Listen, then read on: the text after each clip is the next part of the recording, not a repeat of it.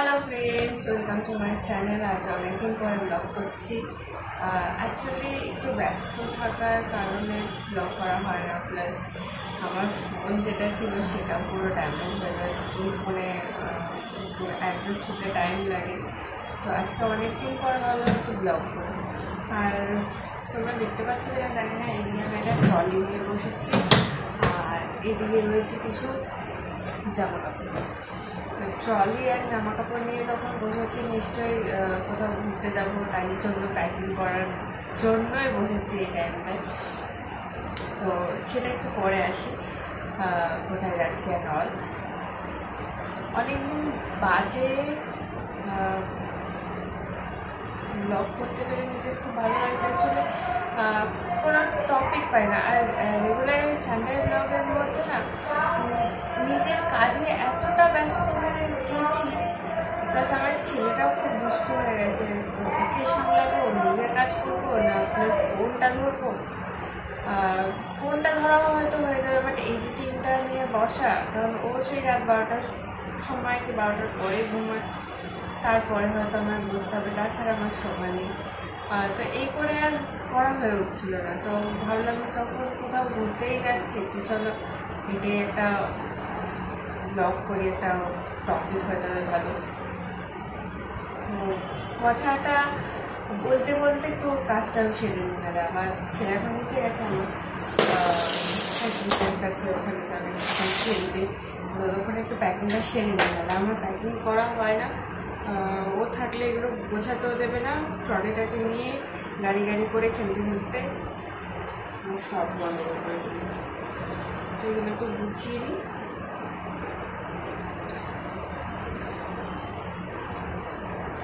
কোথায় যাচ্ছি সেটা বলছি। আমি এই কামিং ফ্রাইডে 5th জুলাই বেরোচ্ছি। বহু প্রতীক্ষিত একটা ট্রিপ বলতে পারো। অনেক দিন ধরে এটা একটা প্ল্যানিং চলছিল, বাট হয়ে উঠছিল না। অনেক রকম কারণ। দেখো, আমার যেমন বছরটা শেষ শুরু সব কিছু মোটামুটি খারাপের মধ্যে দিয়ে গেছে। তো এরকমভাবে চলতে আমরা প্ল্যান করতাম, বাট আমাদের হয়ে উঠতো না। তো এখনও সেজন্য প্যাকিং করছি, যেদিন বেরোবো সেদিনকে একমাত্র বুঝতে পারবো যে না ফাইনালি যাচ্ছি। এই যে যেমনটা বললাম, আমি কাজ করতে করতে চলে আসবে, আমাকে আর কাজ করতে দেবে না। এবার তো চলে এসছে, এবার আমি কাজ করবো। তো কি এই দেখো কেমন দুষ্টুমি করে, দুষ্টুমিটা দেখো, চূড়ান্ত কোনো দুষ্টুমি।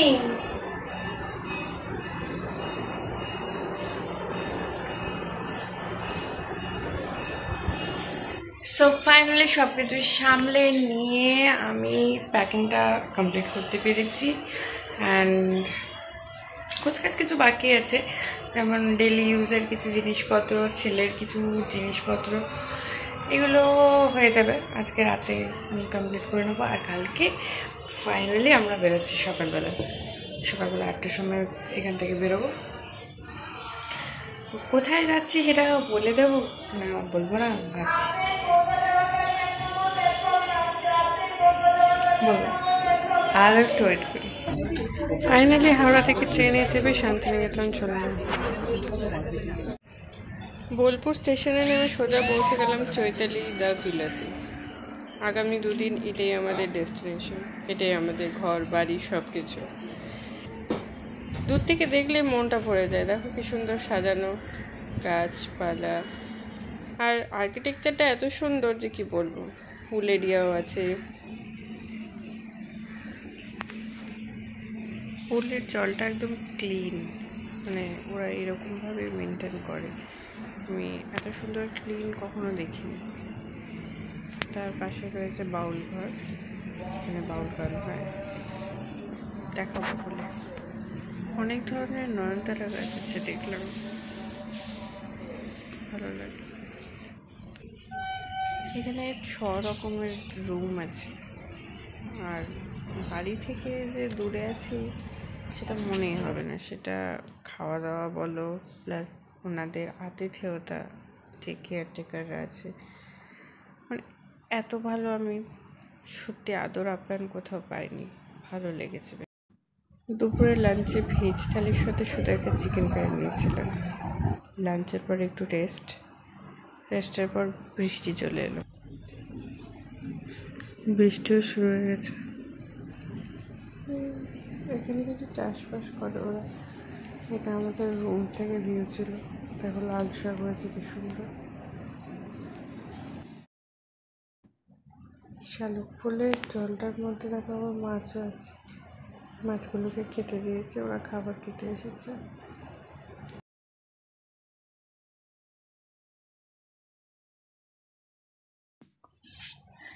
এটা হলো গিয়ে ওদের আড্ডা ঘর, দেখো কি সুন্দর গোছানো, চারিদিকটা এত সুন্দর গোছানো দেখে আমি একদম মুগ্ধ হয়ে গেছি।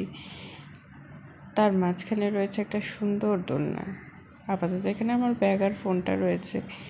দোলনা দেখে আর লোভ সামলাতে পারিনি, তাই নিজেও উঠে পড়েছি। ছোটোবেলায় দোলনা নিয়ে যা করেছি, দাদা আমায় একটা কাঠের দোলনাই বানিয়ে দিয়েছিল, সেটা এখনও রয়েছে বাড়িতে। বাইরে বৃষ্টি আর এরকম একটা সুন্দর গোছানো জায়গায় আমি বসে বসে দোল খাচ্ছি, ভাবলেই কি সুন্দর লাগে না, মনটা ভরে যায়। বাইরে তো যেতে পারছিলাম না, তাই এখানে বসে একটু বৃষ্টির আমেজ নিচ্ছিলাম, দোলনায় দুলছিলাম, ভালো লাগছিল। আর বাইরে এত সবুজ না, এমনিই ভালো লাগে, মনটা ভরে যায়।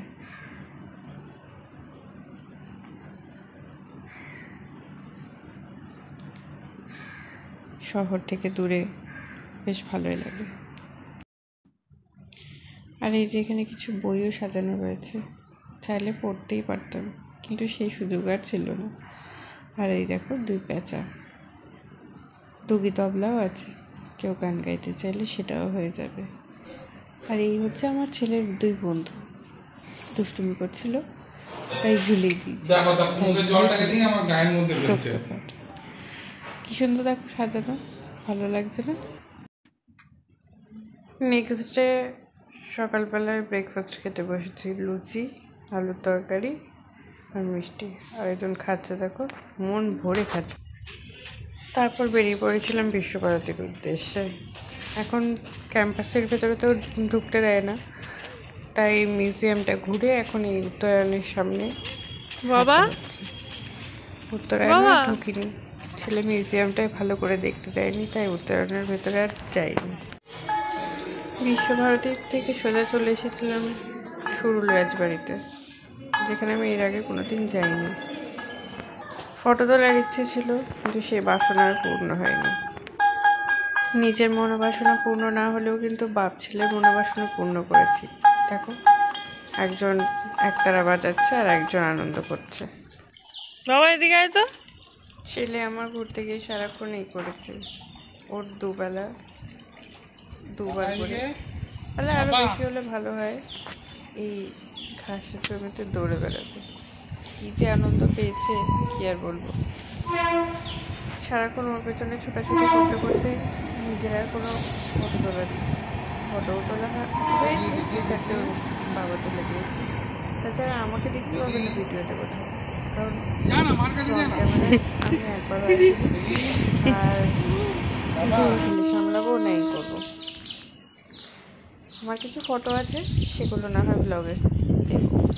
দেখো দৌড়ে বেড়াচ্ছে, মন ভরে দৌড়েছে। ওদিকে ভাউল গান হচ্ছে, আর এরকম সঙ্গে শালুক ফুলটা ফুটেছে।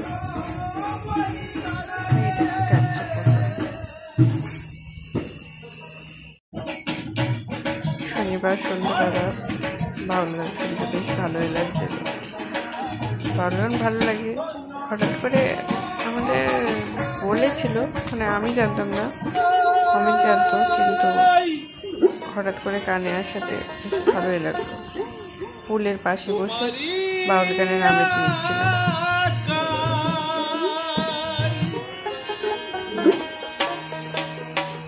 তুমি আদেশ করিবার মাত্র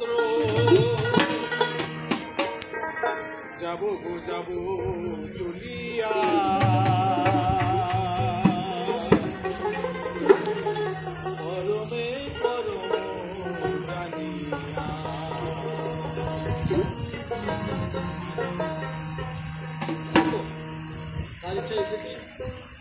কি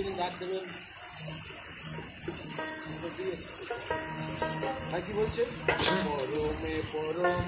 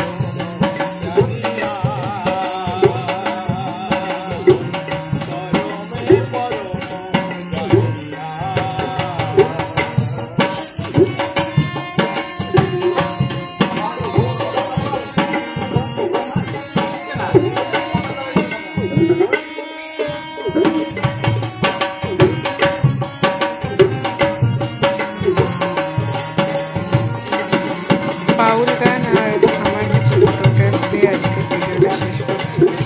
যদি কিছু ভালো লেগে থাকে তাহলে please like comment and share করতে ভুলবেন না, আর চ্যানেলটাকে অবশ্যই সাবস্ক্রাইব করবেন। টাটা।